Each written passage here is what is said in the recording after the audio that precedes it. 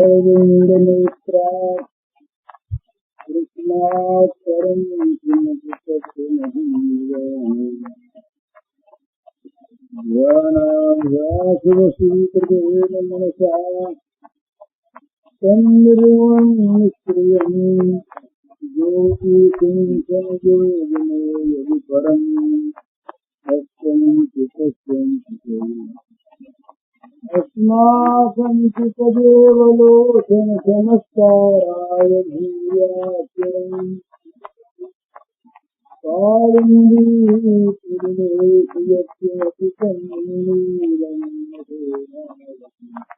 अखिल विश्व चराचर के रूप में अभिव्यक्त भगवान के नाथे आप सबके श्री चरणों में मेरे सभक्त नमस्कार।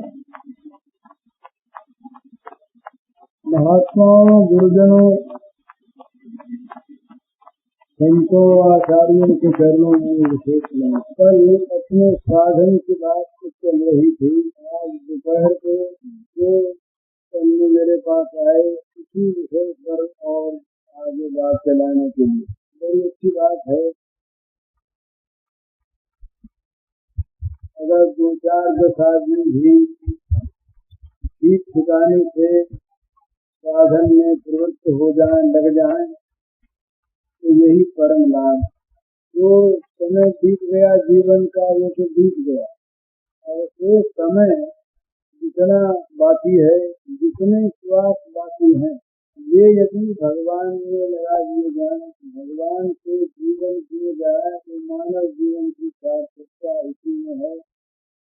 और इसके लिए अभी हमारे हाथ में अवसर है। जब तक शरीर में प्राण है और जब तक वो सवार दुरुस्त हैं, जब तक इस प्रकार का कोई रोग नहीं आ जाता जिससे सारी इंद्रियां मन बुद्धि बेकाम हो जाए, तब तक अवसर। भक्त ने इसी से कहा कि संजरान थे अज्ञेय प्राण प्रयाण समय कथबात संसारोधन विधौ स्मरणं विचक्षते। कहते हैं, हे भगवान, आपके चरण कमलों में, आपके चरण कमल रूपी पिंजर में मेरा मन आज ही जाकर के प्रविष्ट हो जाए। पता नहीं जब कथबात चित्त से कंठ मिल जाएगा तब स्मरण कहाँ होगा। अज्ञेय में लिखित मानस राजहंस, मेरा मानस रूपी राजहंस आज ही इस पिंजरे में प्रवेश कर जाए। अभी तो जितना जीवन अवशेष है उतने जीवन को भगवान में लगा देना बुद्धिमानी है, और ये अवसर अभी हाथ में है। तो जितने लोग इसमें लग सकें, जितनी मात्रा में लग सकें, जितनी कुछ तो काम होगा ही। तो सज्जन आज मिले वो उन्होंने लगाया कुछ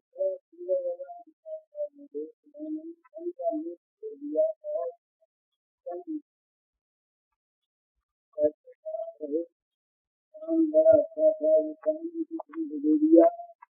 थोड़े पैसे में वो गुजर करते हैं और उसमें से भी बचाकर ये भगवान की सेवा में लगाते। अधिक समय उनका भजन में लगता है और मन में कोई कामना वासना विशेष बताती नहीं है। इसमें उन्होंने अपनी त्रुटियां बताई। त्रुटियां सभी में रहती हैं। उनके लिए वो पूछ रहे थे क्या करना चाहिए। तो मनुष्य में यदि ये लगन आ जाए इस प्रकार की, जैसे कोई आदमी धन कमाना चाहता हो और वो बड़ी लालसा के साथ पता लगाए कि कौन से काम में धन आएगा, कौन से काम में धन जाता है, कौन कौन सा काम हम न करें, और वो सच्चे मन से इस बातों को जानना करना चाहता है। इसी प्रकार से साधना के क्षेत्र में मनुष्य को करना चाहिए कि क्या करें, कैसे करें। तो कल अपनी एक बात हुई थी, उस बात को बार बार मन में याद करने की आवश्यकता है, दोहराने की आवश्यकता है कि हमारा प्रत्येक काम भगवत प्रीति के लिए, भगवान की सेवा के लिए होना चाहिए। उस काम में और उस काम के फल में आसक्ति नहीं होनी चाहिए। इसका अर्थ ये नहीं कि उस काम का कोई फल न हो। एक सज्जन ने कल शायद आज पूछा कि भाई हम किसी रोगी की दवा कराएं तो ये चाहेंगे कि रोगी अच्छा हो जाए, तो ये काम भाव हो गया, तो फिर दवा न कराएं, क्या करें? दवा की समझने की बात है। हम रोटी खाने जाएंगे तो पेट भरेगा ही। इसी प्रकार दवा देने से कोई किसी का रोग अच्छा होगा ही। तो दवा आपने दी, उसका रोग अच्छा हुआ, ये तो हुआ कर्म।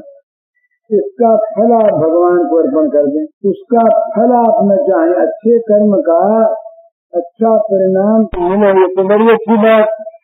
उसका फल आप भगवान को अर्पण कर दें, अर्थात भगवान की प्रीति के लिए उस काम को करें। तो दो बात इसमें सामने आती है, ये सब समझ कर करने की बातें हैं, इसलिए जरा ये समझा कर और समझ कर वही सुनी जानी चाहिए। दो बातें हैं, एक तो कर्म भी होना चाहिए शुद्ध। बोले भाई हम तो पाप पुण्य से भगवान के अर्पण करते, ये बात भी हो सकती है, पर जहाँ अर्पित बुद्धि भगवान में हो जाएगी वहाँ पाप होंगे ही नहीं, ये निश्चित बात है। ये पाप और पुण्य हम दोनों भगवान के अर्पण करते हैं, और हम पाप भी करते रहेंगे, पुण्य भी करते रहेंगे, तो अर्पण बुद्धि हमारे अंदर आई ही नहीं। तो कर्म भी अच्छे हों, जिन कर्मों से वास्तव में हमारा और दूसरों का परिणाम में भला होता हो, ऐसे कर्म हों। और वो कर्म हो केवल भगवान की प्रीति के लिए, भगवान की पूजा के लिए। जैसे हम कोई व्यापार करते हैं, तो व्यापार करने में दुकान करते, सब काम करते, माल लेते, बेचते, आदमी रखते, जोड़ते, बहुत काम करते। इन सारे कामों का उद्देश्य रहता है एक, धन कमाना। इसी प्रकार से हमारे सारे कार्यों का उद्देश्य एक, भगवान की प्रसन्नता, भगवान की पूजा, भगवान की सेवा, भगवत प्रीति। तो हर एक काम करते समय अगर आदमी सावधानी के साथ उस कार्य की प्रेरणा को देखता रहे, इस काम का हम आरंभ क्यों करते हैं, अपने किसी भोग के लिए करते हैं या भगवान की प्रीति के लिए करते हैं? तो भोग के लिए करने का अर्थ भी फिर समझ लें। भाई स्नान करेंगे तो अपनी गर्मी मिटेगी, शरीर शुद्ध होगा, भोजन करेंगे तो क्षुधा मिटेगी, शक्ति आवेगी। ये भोग नहीं है, ये तो जो कर्म करते हैं उसका होने वाला परिणाम है। भोग तो वो है जिसमें इंद्रियों की तृप्ति के लिए, इंद्रियों को जिसमें रस मिले, इस प्रकार की तृष्णा को मन में रखकर जो आँख से किसी को देखेंगे ही, आँख से देखना और चीज और भोग दृष्टि से देखना और चीज। तो भोग दृष्टि से हमारा कर्म हो रहा है या भगवत प्रीति के लिए हो रहा है, ये जहाँ समझ कर हम काम करेंगे, वहाँ पर एक तो बहुत अधिक काम होने बंद हो जाएंगे, कम काम होंगे, क्योंकि समझ कर करेंगे ना, अनर्गल नहीं करेंगे। जो मन में आया सो किया, जो मन में आया सो बोले, ये नहीं होगा। बोलने के पहले भी सोचना होगा कि ये बोलना भगवान की प्रीति के लिए है या और किसी प्रेरणा को लेकर के है। तो बोलने में संयम आवेगा, मन के विचार में संयम आवेगा, शरीर की क्रिया में संयम आवेगा, और साथ साथ इससे भगवान की पूजा होती रहेगी। तो एक बात तो ये साधक को देखने की है हमेशा इसको साधारण तौर पर सब समझ कर मन में कर लेना चाहिए कि हमारा प्रत्येक काम भगवान की पूजा के लिए हो। खाना, सोना, उठना, बातचीत करना, इंद्रियों के सारे व्यापार करना, ये सब हम रोज सवेरे शौच को जाए। अब शौच को जाए किस लिए? भाई अंदर का मल निकल जाएगा, शरीर शुद्ध होगा, शरीर स्वस्थ रहेगा, बीमारी नहीं होगी, ये सब बात ठीक। तो बीमारी नहीं होगी क्यों? फिर बीमारी न होकर रहने से क्या करेंगे? विचार के आराम लेंगे, थोड़ा दूसरा शरीर स्वस्थ रहेगा, खूब भजन करेंगे, खूब भगवान की सेवा होगी। बीमार रहेंगे, सेवा नहीं कर सकते। ये जीवन धारण करना भगवान के भजन के लिए आवश्यक, भोजन करना भगवान के भजन के लिए आवश्यक। तो मूत्र पुरुष सर्ग से लेकर यज्ञादि तक, भगवत पूजा आदि तक सारे कर्म केवल भगवान की पूजा के लिए। यद्यपि भगवत सेवा रूपी जो कर्म है वो भी भगवत पूजा के लिए होना चाहिए, इसमें भी सकाम भावना नहीं होनी चाहिए। पर वहाँ थोड़ी सी छूट भगवान ने अपने स्वभाव से दे रखी है। भगवान के साथ किसी प्रकार से संपर्क हो जाए तो जैसे अग्नि के साथ संपर्क होने पर अग्नि की जो स्वाभाविक दाहिका शक्ति है वो जला देती है। अग्नि है तो दाहिका शक्ति है, उसमें जलाने की शक्ति है, तब तो वो अग्नि व्यक्त है, नहीं तो अग्नि व्यक्त ही नहीं है, अग्नि है ही नहीं। तो इसी प्रकार भगवान का एक शील है, भगवान का एक स्वरूप है, उनका दृढ़ कहते हैं उसको भक्त लोग। उनका स्वभाव है कि किसी प्रकार से भी उनके साथ कोई संयोग कर ले तो भगवान उसे अपना लेते हैं। तो सकाम भाव से भी की हुई भगवान की भक्ति भगवान की कृपा प्राप्त करवा देती है, भजन में लगा देती है, इसलिए वो बहुत बढ़िया है। तथापि भगवान की भक्ति, भगवान की पूजा भी भगवान की पूजा के लिए होनी चाहिए। इसका और कोई फल यदि हम चाहें तो उस पूजा में भगवान के स्वभाव की बात छोड़ दें, हम एक इसका अपमान करते।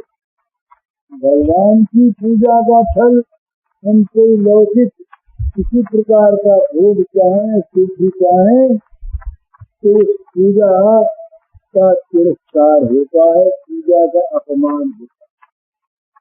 तो भगवान की पूजा हो क्यों? भगवान की पूजा के लिए। पूजा का फल क्या मिले? पूजा करने की वृत्ति और बढ़े, पूजा करने की शक्ति और बढ़े, पूजा करने की लालसा और बढ़े, ये पूजा का फल होना चाहिए।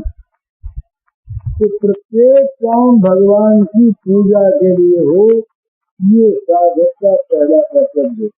तो पूजा के लिए होने में पूजा के लिए कुछ सामग्री होनी चाहिए। पूजा के लिए सामग्री में ये जो बाहर के फूल हैं, माला है, चंदन है, नैवेद्य है, ये सब भी पूजा में आवश्यक है। चाहे पंचोपचार में 5 चीजें आवश्यक हैं और सहस्रोपचार में 1000 चीजें आवश्यक, राजोपचार में 9 चीजें आवश्यक हैं। तो इस प्रकार से वो तो है ही, तो पूजा से कुछ मानस सामग्री होती है। वो मानस सामग्री जो होती है वो है इसके आचरण के मानसिक गुण, सत्य, अहिंसा, प्रेम, दया, सेवा, अपरिग्रह, ब्रह्मचर्य, ये सब भगवान की सेवा के मानस। इन पुष्पों की बड़ी आवश्यकता है। एक आदमी बाहर के फूलों से भगवान की पूजा करता है। यदि जैसा मैंने कहा भगवान की पूजा किसी भी सकाम भाव से की जाए, भगवान अपनी स्वभाव के वश में है, इसलिए उसका कल्याण कर दे। सकाम पूजा भी भगवान की व्यर्थ नहीं जाती, वो भक्ति देकर भगवान छोड़ते मानते नहीं। तथापि एक आदमी बहुत से सुंदर बाहर की सामग्री से भगवान की पूजा करे और पूजा करने का वो फल ये मांगे कि आज रात को गीता भवन में डाका डालना है और सारे सत्संगियों को लूटना।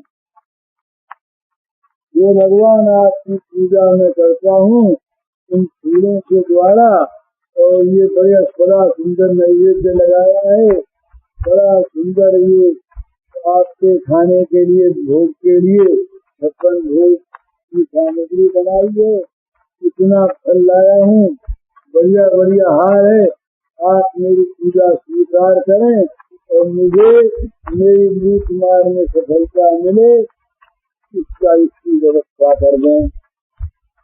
अब भगवान इसके उत्तर में क्या करने से तो भगवान जाने, पर न्याय की बात यह है या तो भगवान उस पूजा को स्वीकार नहीं करें और दया कर देंगे तो उसकी बुद्धि ठीक कर देंगे सर्वोत्तम की, और क्या करेंगे भगवान। लेकिन वो पूजा वास्तव में पूजा नहीं है, बाहर की सामग्री नदी है, और इस सामग्री में बाहर की सामग्री भी जिसके पास हो वो कंजूसी न करे, तो बाहर की सामग्री न हो। और ये भगवान को अच्छे लगने वाले भगवत प्रीतिकर भगवान को प्रसन्न करने वाले गुणों के द्वारा भगवान की पूजा हो तो भगवान बड़े प्रसन्न हो। ये रहस्य है भला। दुर्योधन के यहाँ नहीं खाया भगवान ने, और बुजुर्ग के यहाँ जाकर के साग भाजी खा ली या केले के छिलके खा लिए कुछ भी, इसका अर्थ क्या है। बुजुर्ग के यहाँ बहुत तैयारी नहीं, बुजुर्ग के यहाँ बहुत सा सामान नहीं, बड़ी सामग्री नहीं, यहाँ बैठने के लिए वो स्वर्ण सिंहासन नहीं, बड़े बड़े महल नहीं, झोंपड़ी, पर बुजुर्ग के यहाँ वो जो मानस सामग्री है भगवान की सेवा में समर्पण करने की, वो दुर्योधन के यहाँ कहाँ। दुर्योधन भी वहाँ भगवान जब गए तो उनकी पूजा थी, वो पद्धति के अनुसार मधुपर्क भी देते हैं, आसन भी देते हैं, पूजा भी करते हैं, स्वागत भी करते हैं, तो अंदर में कहीं प्रेम का नाम नहीं है, मन में हिंसा भरी।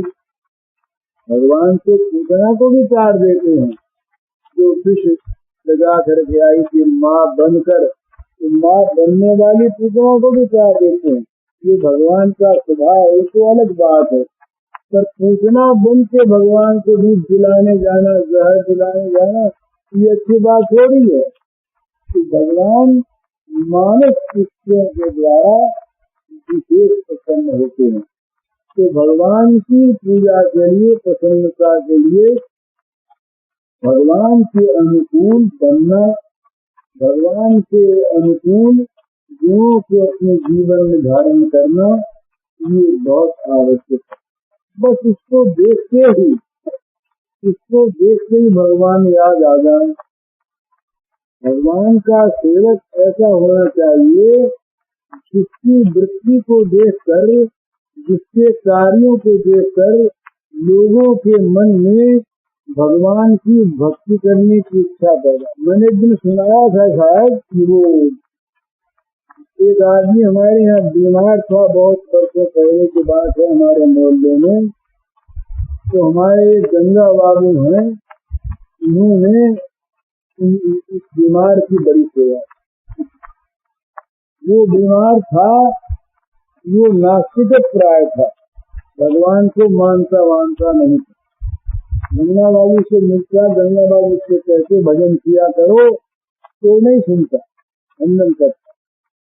ये जब सेवा हुई और वो अच्छा हो गया, तब उसका मन पलटा कि भाई भक्त तो ऐसे होते हैं, ये भगवान के भक्त, मेरा इनसे लेना देना कोई वास्ता नहीं है। भजन की बात कहते, भक्ति की बात कहते, और तो कोई मेरी सेवा करने नहीं आया, ये मेरी सेवा करने आए। कितनी इन्होंने मेरी सेवा की, तो मुझे भी भक्त बनना चाहिए। और वो भी पूछ करके माला फेरने लगा। तो उनके आचरण से उसमें भक्ति आई। तो भगवान का जो सेवक है, जो भगवान का भक्त है, जो भगवान की पूजा करता है, उसको चाहिए कि वो अपने ऐसे आचरण बनावे कि उसके आचरणों को देख करके लोगों के मन में आए कि हम भी भक्त बने, हम भी अच्छे बने। तो ऐसी सेवा जैसी हमारी हुई है, ऐसी औरों की भी होगी। तो ये भक्त में, ये भक्त पर, भगवान के सेवक पर विशेष दायित्व है। भया एक आदमी झूठ बोलता है, वो तो झूठ बोलता है तो लोग जानते हैं झूठाई। एक आदमी क्रोध करता हमेशा, लोग जानते हैं बड़ा क्रोधी है, लोग उसको अगर ज्यादा क्रोध आ गया तो कुछ नहीं। पर एक भक्त जो हमेशा क्षमाशीलता जिसमें रहनी चाहिए, जो क्षमा की बात कहे, वो अगर क्रोध करे तो लोग समझेंगे कि ये भक्तों की यही चाल है, कहा करो कि क्षमा करो, और दूसरे हम पर क्रोध न करे, इसलिए कि क्रोध न करने की बात कहो, हम करें तो कोई आपत्ति नहीं। तो बोले ऐसे भगवान के क्या भजना है, भगवान के प्रति लोगों के मन में श्रद्धा पैदा हो जाएगी। तो ये आचरण की बात सबसे पहले है। तो ये 5-4 बातें हैं, इनमें जितनी जिससे हो सके। एक तो अपने मन से किसी का बुरा न चाहे, किसी का बुरा होता देख कर प्रसन्न न, और अपने शरीर से किसी का बुरा न करे, अपनी वाणी से किसी का बुरा न करे, बुरा किसी का कोई करता हो उसका समर्थन न करे।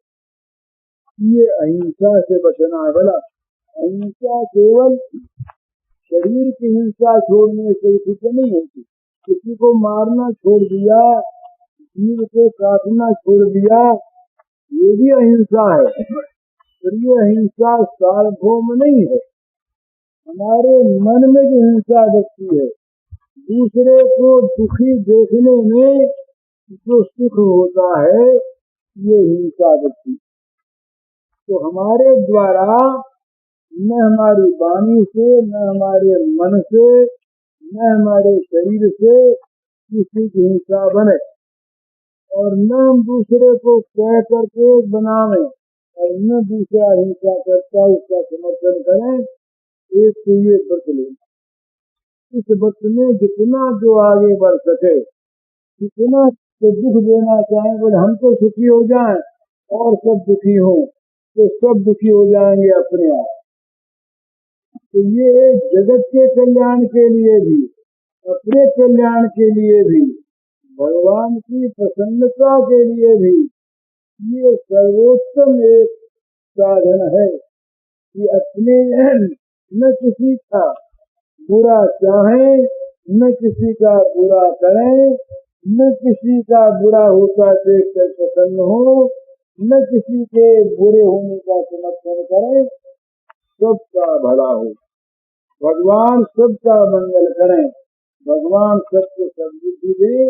ये प्रार्थना, ये सकाम चाहे हो, और ये बड़ी निष्ठान प्रार्थना है। सर्वे भवन्तु सुखिनः, सर्वे सन्तु निरामयाः, सर्वे भद्राणि पश्यन्तु माँ कश्चित दुख भाग भवे, ये अपने यहाँ की घोषणा। सब सुखी हों, सब निरोग हों, किसी को भी शारीरिक मानसिक रोग न व्यापें, सबको मंगल के दर्शन हो, दुख का हिस्सा किसी को न मिले, ये इसका प्रचार होना चाहिए। ये जगत में आज जो इतना द्वंद्व है, ये इसीलिए है कि आज का मनुष्य अपना सुख चाहता है, अपने सुख के लिए दूसरे का सुख जाता हो तो हर्ज नहीं, दूसरे को सुख होता हो तो हर्ज नहीं, और दूसरे को दुख देकर भी अपने को सुख मिलता हो तो कोई हर्ज नहीं। इसको भले सुख मिले, हमको सुख मिलना चाहिए। ये वृत्ति ही चली हुई वृत्ति है, ये वृत्ति आसुरी वृत्ति है, राक्षसी वृत्ति है। ये वृत्ति जगत में जब तक रहेगी तब तक भले ही ये चंद्रमा के लोक में तो भले पहुंच जाए, इस लोक में न पहुंचे तो इधर चंद्रमा मान ले, ये दूसरी बात है। लेकिन सुख शांति नहीं होगी, कभी जीवन में शांति नहीं आवेगी।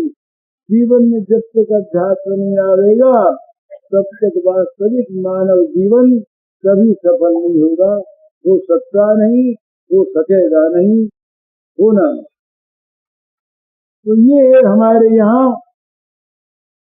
ये 5 जो यम हैं, अहिंसा, सत्य, से ब्रह्मचर्य, परिग्रह, ये 5 भगवान की पूजा के 5 फूल हैं। तो सबसे पहली बात अहिंसा, जो जिसमें ले सके तो यही बच ले कि मैं आज से अपने मुंह से किसी के कड़वी जबान नहीं कहूँगा, नहीं कहूँगी, किसी का जी नहीं दिखाना है, किसी को श्राप नहीं देना है, करने प्रतिज्ञा। और उसको ये न सोचें कि टूट जाएगी तो पाप लगेगा। पहली बात है कि टूट जाए क्यों, और अगर कहीं ऐसी कोई विपत्ति आ ही जाए तो भगवान संभालेंगे। और फिर जितना हुआ उतना ही लाभ, हानि क्या हुई, पाप तो किया ही नहीं ना। बुरे काम में तो हमेशा हिचक है, अच्छे काम में भविष्य की शंका करके उसके हटे नहीं, बोले करते तो हैं। कई लोग पूछते बोले आप राम नाम का नीम जलवाते हैं और नहीं लेंगे तो फिर पाप लगेगा, इसलिए नीम नहीं लेंगे। अरे जितना लिया उतना ही लाभ होगा, तो पाप लगेगा तो पाप को फिर वो भजन खा जाएगा अपने आप। और ये कभी भी अच्छी प्रतिज्ञा करने में आदमी को संदेह नहीं करना चाहिए हम बड़े भगवान निभाएंगे, हमारी अच्छी बात को भगवान क्यों नहीं निभाएंगे, हम पाप थोड़ी करने जा रहे हैं। अच्छी बात को तो करेंगे ही। तो अच्छी बात के करने में, अच्छी बात का सुख लेने में मन में कभी शंका न करे, हार न माने, भगवान सहायता करेंगे। और मन में जरा डर रहे, थोड़ी बहुत कहीं किसी समय विपत्ति आवेगी, वो विपत्ति नहीं है, वो परीक्षा है। वो हमारे उस वर्ष को और भी सुदृढ़ करने के लिए भगवान का भेजा हुआ उपहार। इसमें परीक्षा में उत्तीर्ण भगवान अपने आप कराएंगे हमको। तो पहला फूल है भगवान की पूजा का फूल अहिंसा। दूसरा फूल है सत्य। आज एक सज्जन गए मेरे पास, तो सत्य का नियम ले नहीं सकते, और आप कहें खान पान का नियम करो, होटल में हम खाना पड़ता है, उसका नियम हम ले नहीं सकते। आप कहें कि माला का नियम ले, तो माला कभी छूट जाए तो नियम ले ही नहीं सकते, तो कोई नियम तो ले ही नहीं सकते। विनोद की बात है, इनकी निंदा नहीं करा, हमारे घर का बच्चे भाई निंदा नहीं करा, तो उसके भाव से पूछा आप। तो कहने का मतलब ये कि ये पहले ये मन धोखा देता है। बुरी बात करने में तो बोले कौन देख के आया है नरक को, आगे होगा तो देखा जाएगा, अभी तो आनंद भोग लें, उसमें तो आदमी नहीं सोच लेता। और अच्छी बात में सोचता है कि कहीं टूट गया तो पाप लगेगा। अरे पाप तो लगेगा, पुण्य तो पहले ही हो गया। जिस दिन अच्छी बात को तुमने ग्रहण किया, तुम्हारे तो पुण्य अर्जन होने लगा। इतना पुण्य अर्जन हो जाएगा तो पुण्य बुद्धि फिर तुम्हारे नियम को टूटने देगी नहीं। संदेह जो है यही तोड़ेगा। बोले क्या करें, चलते पर गिर गए तो गिर ही जाओगे। तो नहीं गिरेंगे, नहीं गिरेंगे, भगवान हमको ले जाएंगे। मन गिरता रहे। तो पहला पुष्प तो अहिंसा है, दूसरा पुष्प है सत्य। देखिए, सत्य का अर्थ ये नहीं है, सत्य है तो असल में ये कि जैसी बात हमने जानी हो, सुनी हो, वैसी की वैसी दूसरे को समझा दे, इसका नाम सत्य। कह दे नहीं, महाराज जी आ जाए, हमने पहले इनके पहले सुन लिया कि आज महाराज जी आए हैं, उनके पास मिलने जाना चाहिए था, मिलने तो हम गए नहीं। महाराज जी रस्ते में मिल गए तो झूठ से बोलना नहीं, और मिलने गए नहीं तो वहाँ बात फल करें। महाराज जी आप आ जाए, तीन शब्द बोले ना, आप आ जाए। मन में हम सोचेंगे हम झूठ तो बोले नहीं, हमको मालूम था आप आ जाए, हमने यही तो कहा आप आ जाए। और हमने पूछा इस प्रकार के टोन से कि आप ये समझें कि हम पूछ रहे हैं कि आप आ जाए हैं, हमको मालूम नहीं था। ये झूठ हो गया, ये झूठ हो गया। शब्द वो के वो हैं, तो आपको समझाने की हमारी इच्छा असली चीज नहीं है। दूसरी युधिष्ठिर का वो बात तो सत्य थी। अरे अश्वत्थामा मारा ही तो गया था, अश्वत्थामा हाथी का नाम था, झूठ नहीं बुलवाया उससे। उनसे कहा भाई तुम कहो अश्वत्थामा मारा गया, तो इसमें था क्या? द्रोण ये समझे कि मेरा पुत्र अश्वत्थामा मारा गया, इसलिए उसे बुलवाया गया। चाहे वो फिर कह दें कि अश्वत्थामा मारा गया, हाथी कह दिया तो ढोल वोल बजा दिया, हाथी से नहीं सुना। तो उसी दिन से महाराज वो रथ का पहिया नीचे घट गया। और दूसरी बात क्या हुई, नरक के मार्ग से युधिष्ठिर महाराज को जाना पड़ा इस बाघ छल से। वो कह देते हम तो सच बोलते हैं, हमने सच कहा। अश्वत्थामा मारा गया, नहीं मारा गया था। आज का आदमी हो तो दलील देता है, बोले क्या झूठ हुई बताओ, कानून क्या कहता, अश्वत्थामा मारा गया नहीं मारा गया। अब वहाँ कानून नहीं चलती ना, वहाँ के जो सत्य है वो सत्य रहता है। तो सत्य का, और वो भी सत्य नहीं है जिसमें निर्दोष प्राणी की हमारे सत्य से हत्या हुई, वहाँ तोलना पड़ता है। बोले हम तो सच बोलते चाहे, और एक वो भी सत्य नहीं कि सत्य तो बोले तो दूसरे के हृदय में जा करके शेर मार दिया, विदीर्ण हो गया उसका हृदय। ये अंधा आदमी जा रहा है, वो जब अंधा जा रहा है, अंधा कहीं का पूछता है, अरे अंधा तो है ही ना, सच तो बोले। अंधे को अंधा का बड़े झूठ थोड़ी बोले हम, तो बोले इसलिए कि वो बेचारा अंधा है, उसको इस बात से दुख हो, इसलिए बोले। तो वो सत्य होने पर भी उसको दुखद है, इसलिए वहाँ शब्दों को बदलकर बोलना चाहिए। जीतता है नहीं, आंखें उनकी काम नहीं कर रही, ये कह दिया तो क्या बिगड़ गया। इसलिए ये देवी जो है इनके पति का व्यवहार शांत हो गया, भगवान की ऐसी मर्जी, ये कह दिया और चलते उनको गाली दे दी। बात वो की वो है, लेकिन उसमें सत्य होने पर भी वो सत्य सत्य नहीं, जो दूसरे के जीव को व्यर्थ में दुखाता हो, और वो सत्य तो सत्य है ही नहीं जिसमें निर्दोष प्राणी की हत्या होती।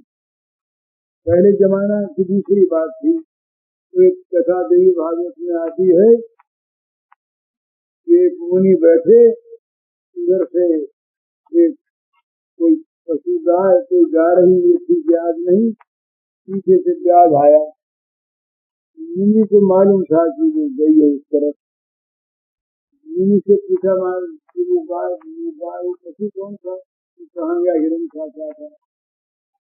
अब ये जान गए थे। उस समय के जमाने में तो बोल गया, आज का कानून को सुनता नहीं इस बात को, वो कहेगा ठीक बोलो, इसलिए हम ये नहीं सुनना चाहते। उन्होंने कह दिया कि भाई जिसने देखा उसमें बोलने की ताकत नहीं, और जिसमें बोलने की ताकत है उसने देखा नहीं।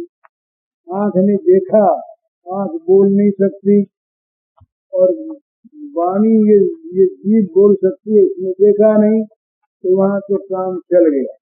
ऐसी अवस्था में क्या करे कि वो दो धर्म जहाँ अड़े आपस में आकर के, वहाँ प्रबल धर्म का पालन करे, जो निर्बल हो उसका पाप अपने ऊपर ले लो, है वो भी पाप, वहाँ अपने आप सह ले, अपना त्याग करके, अपना बलिदान करके उस निर्दोष को बचा दे।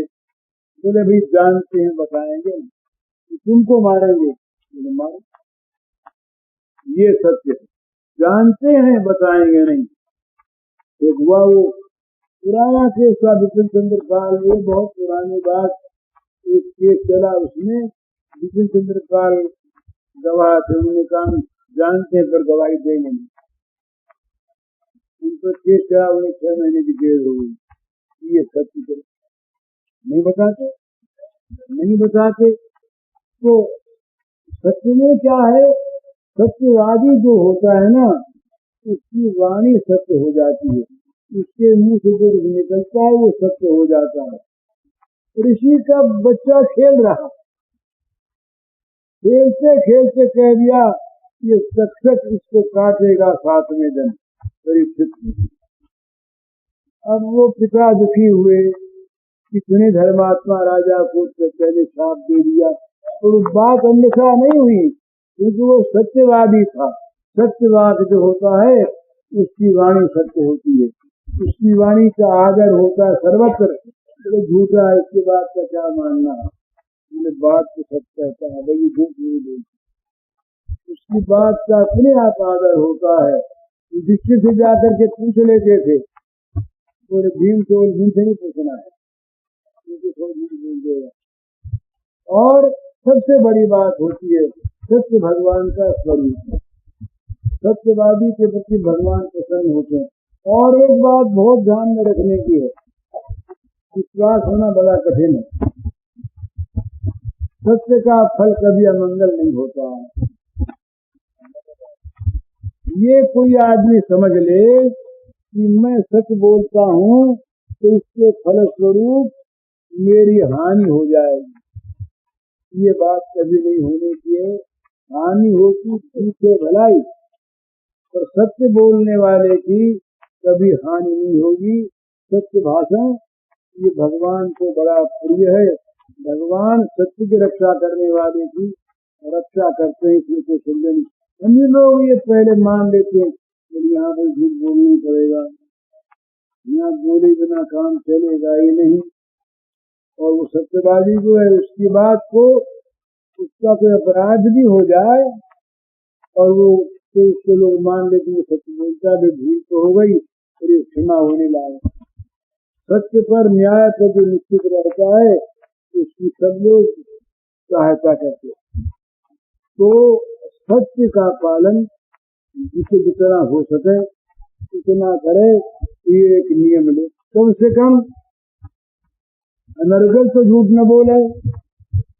हम लोग तो हंसी मजाक में ये मतलब कोई काम ही नहीं, अरे कोई भाई डाका डालने आ गया, मार रहा है, खून कर रहा है, वहाँ झूठ बोले तो एक बात है, तो बिना ही मतलब वो शास्त्रों में कहीं एक शब्द मिल गया, बोले ब्याह में और व्यापार में झूठ बोला जा सकता है।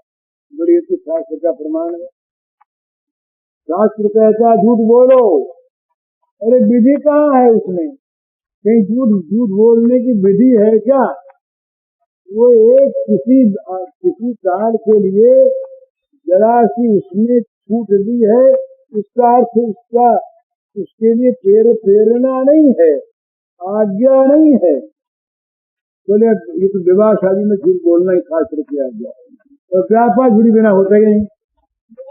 ये सबसे बड़ी व्यापारियों के ऊपर तो एक विपत्ति है। भला ये झूठ बोलने को व्यापारियों ने व्यापार का एक साधन मान लिया, इसलिए झूठ बोले बिना काम चलता नहीं, क्योंकि सत्य मती हो गई, ये बात पड़ी।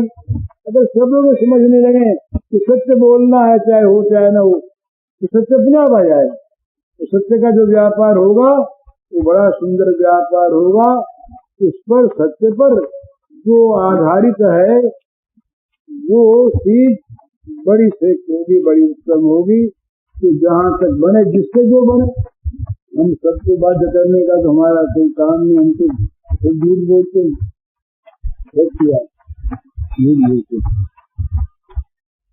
तो इसलिए कहने लायक भी नहीं, मेरे लायक नहीं। हाँ, पर चोर आदमी तो कह सकता है ना इस रूप में, सुबह हम चोरी करते हैं पर ये काम बुरा, हमें जेल जाना पड़ता है, देखो तुमको भी जाना पड़ेगा, ये तो चोर कह सकता है ना। इसी दृष्टि से हमारा भी कहना है कि भाई सत्य बोला करो। हम कहाँ झूठ बोलते हैं, कैसे बोलते हैं दूसरी बात है, पर बोलते हैं।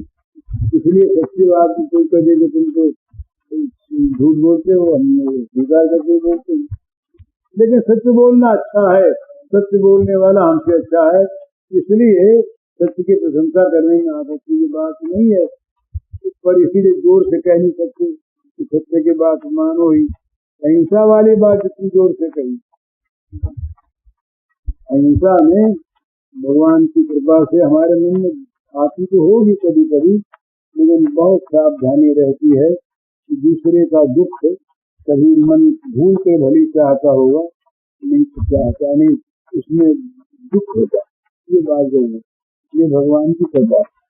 दूसरे के दुख में दुख होता है, दूसरे का दुख कभी सुख को देता नहीं, दुख होता, ये भगवान की कृपा।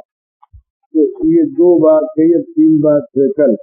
अब ये बड़ा सुंदर प्रेम का श्री राधा के प्रेमोद्गार है। थोड़ा समय आपने कहा था कि पहले सब बोल दिया करो फिर किया करो। कल आपने आज्ञा दी थी ना, तो इसलिए आपकी आज्ञा नहीं, आपकी आज्ञा थी।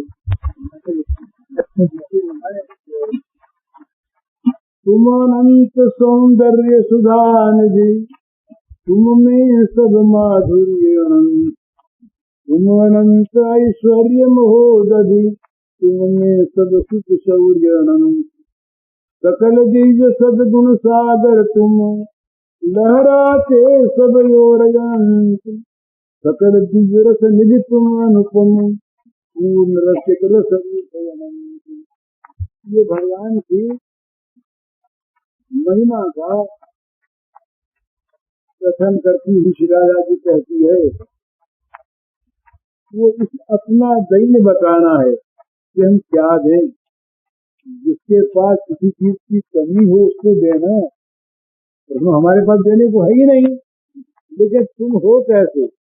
तुम अनंत सौंदर्य सुधा निधि, अनंत सौंदर्य अमृत के तुम समुद्र थे,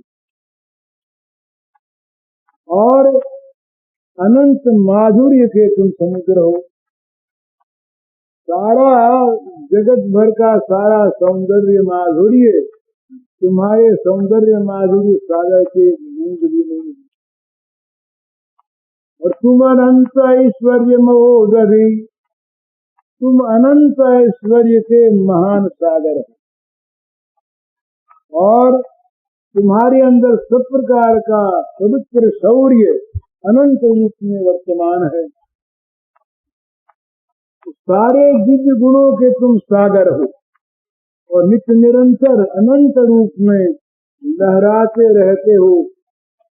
तुम्हारा जितने संसार के सद्गुण हैं ये सब तुम्हारे अनंत सद्गुण सागर की लहरें मात्र हैं और कुछ नहीं। और सकल दिव्य रसनिधि तुम अनुपम, सारे रसों का कि तुम अनंत भंडार हो, अनुपम हो जिनकी कहीं उपमा नहीं।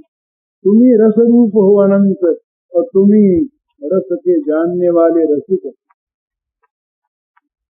इस प्रकार जो सभी गुणों में रस में अमित असीम अपार, नहीं किसी गुण रस की उसे अपेक्षा कुछ भी किसी प्रकार।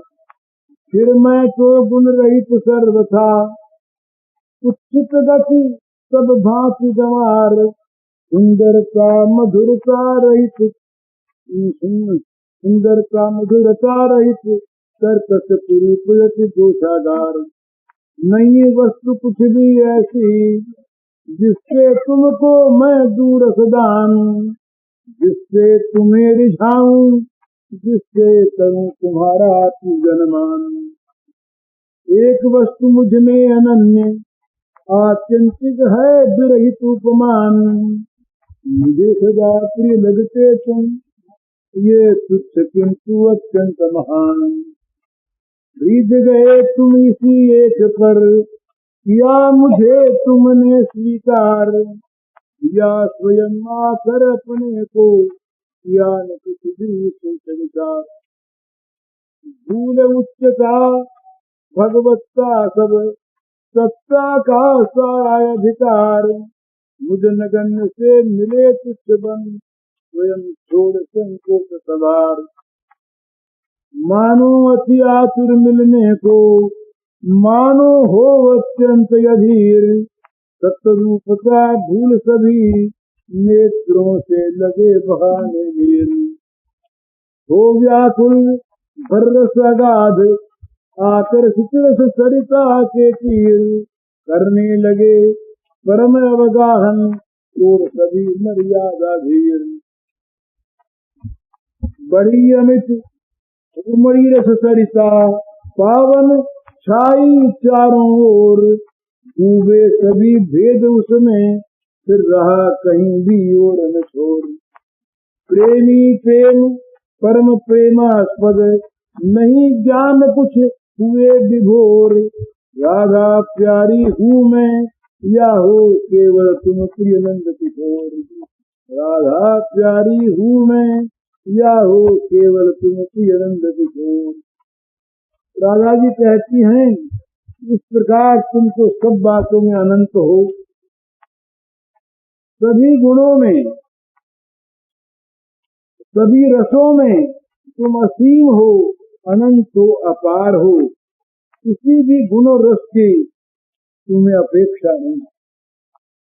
कोई कमी हो तो वो मिलने की अपेक्षा हो, किसी प्रकार कभी भी कोई अपेक्षा नहीं है। तो तुम्हें कोई क्या दे, और कोई दे भी तो मैं क्या दूं। मैं तो गुण रहित सर्वथा, उच्चित गति सब भांति गवार। अपने में बड़ा दयनीय है राधा जी, तो वो कहती है कि मैं तो सर्वथा गुणों से रहित हूँ, उच्चित गति हूँ और सब भांति गवार हूँ। सुंदरता से रहित हूँ, मधुरता से रहित हूँ, कर्कश हूँ, रूपा हूँ और दोषों के भंडार अत्यंत। तो मैं तुम्हें क्या दूं। कोई नहीं वस्तु कुछ भी ऐसी जिससे तुमको मैं दूर सदान, जिससे तुम्हें रिझाऊं, जिससे करूं तुम्हारा पूजनवान। कोई वस्तु मेरे पास ऐसी है ही नहीं जिससे मैं तुमको रस दे सकूं, आनंद दे सकूं, तुम्हें रिझा सकूं, तुम्हारा पूजन कर सकूं, तुम्हारा मान कर सकूं। कोई वस्तु है ही नहीं। पर लेकिन मेरे पास एक चीज सब ख्याल करिएगा, वो चीज भगवान को बड़ी चीज। मेरे पास एक चीज है, वो है बड़ी तुच्छ, पर वो चीज बड़ी ऊंची है, बड़ी ऊंची है। वो है मेरे पास, वो चीज आत्यंतिक है, और ऐसी चीज है कि उसकी कोई उपमा नहीं। वो चीज तो वैसी वही है और कोई चीज वैसी है ही नहीं। ये चीज क्या है? मुझे सदा प्रिय लगते तुम, बस तुम मुझे सदा प्यारे लगते, तुम्हारे सिवा मुझे और कोई प्यारा नहीं। मेरे एकमात्र प्रियतम तुम मुझे सदा प्यारे लगते हो। मैं हीन हूँ, दीन हूँ, मलिन हूँ, तुम सब प्रकार से रस गुण अनंत मा सौंदर्य माधुर्य ऐश्वर्य शौर्य में अनंत हो, पर मैं कैसे भी हूँ, मुझ में एक गुण है, बड़ा तुच्छ है पर निरुपम गुण है। वो ये है कि मुझे सदा प्रिय लगते तुम, ये तुच्छ किंतु अत्यंत महान। तुम मुझे सदा प्यारे लगते हो, दूसरा कुछ प्यारा नहीं लगता। ये गुण मुझ में है। पर प्रियतम रीझ गए तुम इसी एक पर, रीझ गए तुम इसी एक पर, किया मुझे तुमने स्वीकार, दिया स्वयं आकर अपने को, किया न कुछ भी सोच विचार। ये तुम्हारी उदारता कितनी, इसी एक गुण पर तुम रीझ गए। रीझ ही नहीं गए, तुमने मुझे स्वीकार कर लिया, और केवल स्वीकार नहीं किया, तुमने स्वयं आकर अपने आप को मुझे दे दिया। तुमने अपने आप को मुझे दे दिया, आकर दे दिया। ये नहीं सोचा कि मैं किसको अपना स्वयं अर्पण कर रहा हूँ, कहाँ मैं और कहाँ ये तुच्छ। तो भाई जब इतना तुच्छ बनना पड़ता है तब छोड़ना पड़ता है कि तुमने अपनी सारी उच्चता को भुला दिया। इतने ऊंचे जिनकी ऊंचाई का तो कहीं कोई पार ही नहीं, ऊंचे से ऊंचे सब जिनके चरणों में नत होते हैं, इतने ऊंचे, इसको भुला दिया। सारी भगवत्ता को भूल गए, सारी भागवती सत्ता को भूल गए, सारे अधिकार को भूल गए, और मुझे नगण्य से नगण्य बनकर मिले। तुच्छ से मिलना हो तो तुच्छ बनना पड़ता है। किसी भिखारी से राजा आके मिले, उसकी झोंपड़ी पर, कुटिया पर, तो राजा सिंहासन पर बैठ के मिलता है क्या? भिखारी की झोंपड़ी में आके मिलना पड़ता है। अगर झोंपड़ी में आके मिलना होता है तो तुच्छ बनना पड़ता है ना।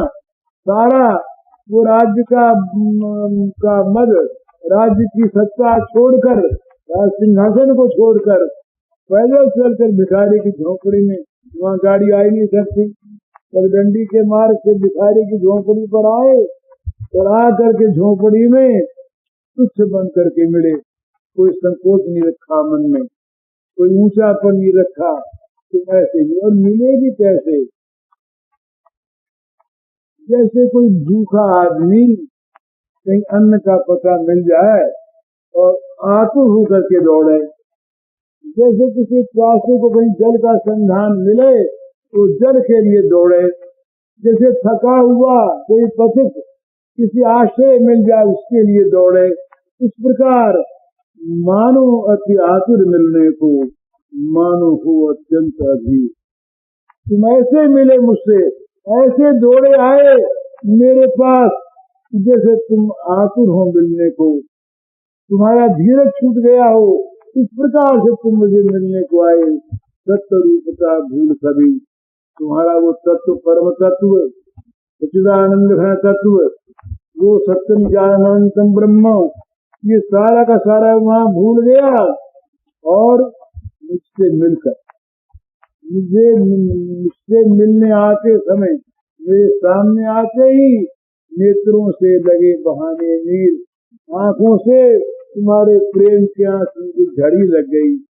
अरे मुझे नगण्य से मिलकर, तुच्छ से मिलकर इतने महान। और फिर तुमने क्या किया? श्याम सुंदर ने चाहा कि राधा में जो रस भरा है उसमें मैं स्नान करूं, तो रस मेरे पास था कहाँ? तो तुमने क्या किया? फिर मेरे अंदर रस भरा, रसो वैसा, रस तो भगवान है ना, रस कहीं है नहीं। और तो रस आता कहाँ से? तो तत्व रूपता भूल सब हो व्याकुल भर रस अगाध। तुमने रस भर दिया, रस भर के रस की नदी बना दिया, रस की नदी बना करके तुमने ही, और तुम फिर उस नदी के तीर पर आके खड़े हो गए, मेरे सामने खड़े हो गए। रस मुझे दिया, रस की नदी तुमने मुझे बनाया, मुझे मेरा था नहीं। और फिर उस रस में अवगाहन करने को तुम उस रस सरिता के तीर पर खड़े हो गए आकर के। हो व्याकुल भर रस अगाध आकर सुचि रस सरिता के तीर, उस रस सरिता के तट पर आकर तुम खड़े हो गए और करने लगे परम अवगाहन। तोड़ सभी मर्यादा भी, सारे धैर्य को, सारी मर्यादा को तोड़कर तुम उस सरिता में परम अवगाहन करने लगे, डुबकियां लगाने लगे तुम उसके अंदर। तो क्या हुआ? तुमने जब डुबकियां लगाई, ये जो रस सरिता थी, रस तुम्हारा ही था, तो तुम्हारे डुबके लगाने से सारा रस आ गया अंदर। रस सरिता में तुम रस समुद्र में डुबकियां लगाई जाकर, उल्टा हो गया। रस सरिता रस समुद्र में जाकर के नहीं मिली, रस सरिता में रस समुद्र आके मिल गया। तो क्या हुआ? अब उस सरिता में तो जगह नहीं, और सरिता तो नदी है ना, उसमें समुद्र आके मिले नदी में, तो समुद्र की क्या दशा हो, और नदी की क्या दशा हो? तो बड़ी अमित उमड़ी रस सरिता पावन छाई चारों ओर। रस सरिता प्रेम की नदी तमाम दो संगनाएं चार रूपा हो गई ना, तो ये अमित रूप से बड़ी, और ये सरिता उमड़ गई तो बड़ी पवित्र चारों ओर छा गई, उसमें क्या गई इसलिए बड़ी पवित्र। बस सारे कुल किनारे इसमें डूब गए, कहीं और छोड़ नहीं रहा। अब ये पता नहीं लगता कि कौन प्रेमी है, कौन प्रेम है और कौन प्रेमास्पद है, ये ज्ञान अब नहीं रहा। सब रस के रस सरिता में आकर के रस का समुद्र डूब गया, सब एकाकार हो गया। अब इसके बाद प्रेमी प्रेम परम प्रेमास्पद नहीं जान कुछ हुए विभोर। अब ये ज्ञान भी नहीं रहा कौन प्रेमी है, कौन प्रेमास्पद है और कौन प्रेम है, त्रिपुटी मिट गई। अब ये भी पता नहीं रहा कि राधा प्यारी हूँ मैं या हो केवल तुम प्रिय नंद किशोर। मैं एक राधा तुम्हारी प्रियतमा ही हूँ या तुम मेरे प्रिय नंद किशोर ही हो, इसका पता नहीं रहा। बस रस समुद्र समुद्र बन गया, ये राधा को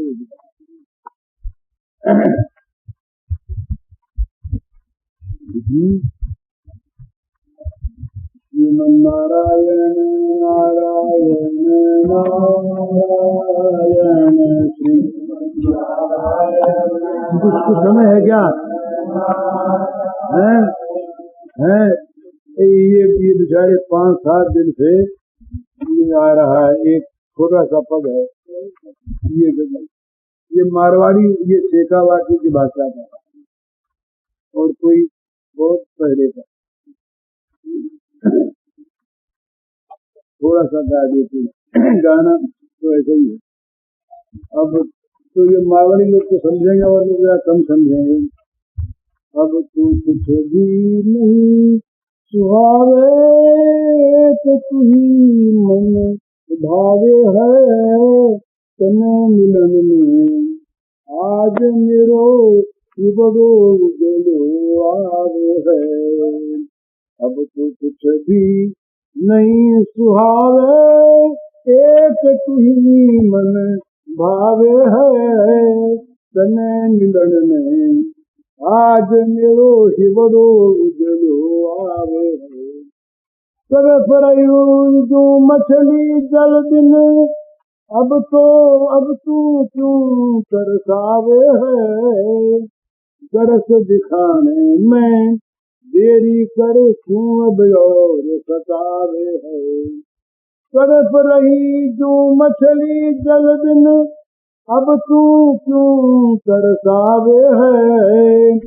दरस दिखाने में देरी कर क्यों अब और सतावे है।